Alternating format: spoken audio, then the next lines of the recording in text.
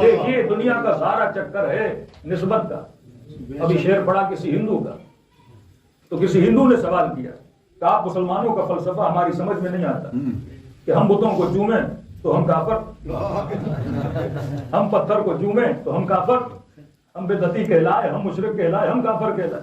کیا سمجھ آپ مسلمانوں کی بھی نہیں آتی؟ آپ بھی تو سارا دن پتھروں کے پیچھے ہو. وہ مندر بناتے ہیں, ایک مورتی رکھتے ہیں, اسے چومتے ہیں, اس پہ نذرانہ دیتے ہیں, اس پہ خرچ کرتے ہیں, بڑے خرچے کر کے پیدل چل کے اپنی مورتیوں کی زیارت کو جاتے ہیں.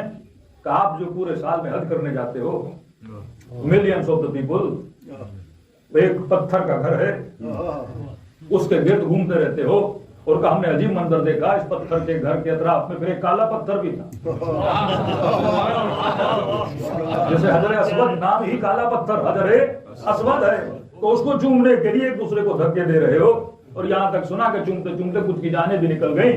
اتنی بھیڑ میں اس پتھر کو, کعبہ پتھر کا, حجر اسود پتھر کا, یہ صفا و مروہ جن پہاڑیوں کے بیچ میں کرتے ہو پہاڑیاں پتھر کی, جس شیطان کو جس کنکر سے مارتے ہو شیطان بھی پتھر کا, کنکریاں بھی پتھر کی, جس گھر کو خدا کا گھر مانتے ہو وہ پتھر کا, شیطان پتھر کا, یہ صفا و مروہ پتھر کے درمیان. نبی کا جب غار دیکھنے جاتے ہو وہ پتھر کا, تمہارے ہونٹ پتھر سے ہٹتے ہی نہیں, طواف پتھر کا, واپس آؤ تو پتھر کا. اور کا پھر شیعوں کو دیکھا تو اور بہن پہ منظر نظر آیا. ملینز آف دا پیپل جا رہے ہیں کس کی طرف؟ ذریعہ حسین کی طرف. کہ وہاں پتھر تھا, یہاں چاندی تھی. یہ بھی تو پتھر کا قسم ہے. کوئی چاندی کو چوم رہا ہے, کوئی دروازوں کو چوم رہا ہے, کوئی گنبد حسین کو دیکھ کے دعائیں کر رہا ہے. کہ کسی نہ کسی طرح تم بھی تو پتھروں میں پھنسے ہوئے ہو, ہم بھی پتھر کے بنے ہوئے پتھروں کو چوم رہے ہیں. کہ پھر دیکھا مسجدوں میں آئے تو سجدگاہوں پہ سجدہ, پھر پتھر پہ سجدہ, پھر اسی سجدگاہ کو چوم رہے ہو. کہیں تو سارے کے سارے پتھر کے پیچھے, تو میں کافر کیسے اور تو مسلم کیسے؟ مجھے بڑی آسانی سے کافر بنا دیا اور سارے کام خود کرتے رہے, لیکن کہا کہ میں مسلمان ہوں. کہ اگر میرے دل میں پتھر کی محبت ہے تو تیرے دل میں بھی تو پتھر کی محبت ہے. کعبہ بھی تو پتھر کا ہے, سید صفا مروہ بھی تو پتھر کا ہے, قبر حسین بھی تو پتھر کی ہے. میں نے کہا مسئلہ پتھر کا نہیں ہے, مسئلہ نسبت پتھر کا ہے.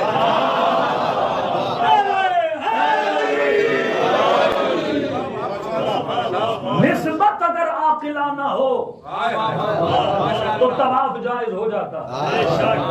نسبت اگر غیر عاقلانہ ہو, تم نے جس کا پتھر بنایا ہے وہ کوئی رام ہے, تم نے جس کا پتھر بنایا ہے اس کا وجود حقیقی نہیں ہے. لیکن ہم جس کی عبادت کر رہے ہیں, ہم پتھر کی عبادت پتھر کی وجہ سے نہیں کر رہے. جو خالق پتھر ہے اس کی محبت میں طواف کرنے آتے ہیں. ورنہ یہی چاندی, یہی سونا, یہی ڈائمنڈ تو انہی بازاروں میں مل جاتے ہیں, انہیں تو کوئی چومتا نہیں ہے. ہم کربلا کی زری کو کیوں چومتے ہیں؟ کیونکہ زری کی نسبت حسین سے پائی جاتی ہے. معاملہ نسبتوں کا تھا اور مسلمان انہی نسبتوں میں پھنسے رہے. کہا کہ مجلسوں سے تمہیں کیا ملتا ہے, کربلا سے تمہیں کیا ملتا ہے, اور وہی سوال کرو کہ مکے سے تمہیں کیا ملتا ہے. ہم پر بدعت کا فتویٰ کیوں لگتا ہے؟ کیونکہ کہا کہ علم کے کپڑے کو چومتے ہیں اور خود جاتے ہیں غلاف کعبہ کو چومتے ہیں. تو غلاف کعبہ کی نسبت خدا سے ہے, علم کی نسبت عباس سے ہے. معاملہ نسبت کا ہے. قرآن کی آیت پڑھ رہا ہوں, وَإِذِ اسْتَسْقَىٰ مُوسَىٰ لِقَوْمِهِ فَقُلْ نَضْرِبْ بِعَصَاكَ الْحَجَرَ فَانْفَجَرَتْ مِنْهُ اثْنَتَا عَشْرَةَ عَيْنًا. موسیٰ کی قوم آئی, موسیٰ پیاس ہے, قحط آ گیا ہے, پانی نہیں ہے, کچھ کریے ہمارے لیے. تو ہم نے کہا کہ جناب اگر قوم کو پانی چاہیے تھا تو یہ شیعوں کی طرح نبی کے پاس کیوں آ گئی؟ کہ تمہاری طرح ڈائریکٹ اللہ کے پاس چلی جاتی نا, میدان میں چلی جاتی, صحرا میں چلی جاتی کہ خدایا پانی چاہیے, بارش برسا دے. تو کہنے لگا کہ جناب کیونکہ قوم تمہاری طرح جاہل تھی. میں نے کہا قوم جاہل تھی, نبی تو عالم تھا.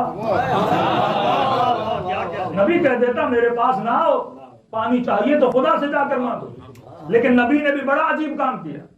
نبی یہ بول دیتا چلو میں تمہارے لیے دعا کر دیتا ہوں, اللہ پانی برسا دے, بارش برسا دے. نبی نے یہ بھی نہیں کیا, خود بھی کچھ نہیں کیا, بلکہ جو ہاتھ میں لکڑی تھی کہا فضرب بعصاک الحجر, موسیٰ لکڑی کو پتھر پر مار. اور یہ عدد بڑا پیارا عدد ہے، من حسنت عشرۃ عین، یہاں لکڑی کا پتھر پہ لگنا تھا، اللہ نے 3 چشمے نہیں 12 کہا میں جب بھی فیض دیتا ہوں تو 12 کے نام سے دیتا ہوں، میں جب بھی کرم کرتا ہوں تو 12 کے نام سے کرتا ہوں، اور 12 چشمے جاری ہو گئے۔ اب سوال یہ ہے پروردگارا، نہ خدا نے ڈارے خود دیا، نہ اپنے موسیٰ کو کہا کہ اپنا ہاتھ مارو، نہ اپنے موسیٰ کو کہا کہ اپنا پاؤں مارو، تو سوال تو بنتا ہے کہ مفتی صاحب کیا حضرت موسیٰ کے قدموں میں اسماعیل کے قدموں جتنی طاقت نہیں تھی؟ اسماعیل نے جب ایریا رگڑی تو پانی نکل آیا، موسیٰ بھی اپنا پاؤں مارتے تو پانی نکلا تھا، لیکن یہ نہیں کہا بلکہ کہا کہ لکڑی مارو۔ اب سوال یہ ہے اس لکڑی میں اتنی طاقت ہے کہ چشمے جاری کر رہی ہے، کیا لکڑی میں موسیٰ کے ہاتھوں سے زیادہ طاقت ہے؟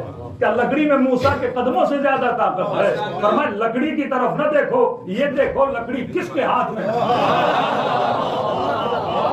لکڑی کی نسبت کس کے ساتھ ہے۔ اگر یہ لکڑی زمین پر پڑی رہتی تو معجزے نہ دکھلاتی، جب یہ لکڑی موسیٰ کے ہاتھ میں آئی تو معجزے دکھلائی۔ تو یہ کمال ید نبوت ہے کہ جب لکڑی کو لگتا ہے تو معجزے دکھلا دیتی ہے۔ تو میں کہتا ہوں علم کا کپڑا عام کپڑا ہے، علم کی لکڑی عام لکڑی ہے، لیکن جب نسبت عباس سے ہو جاتی ہے تو معجزے دکھلا دیتی ہے۔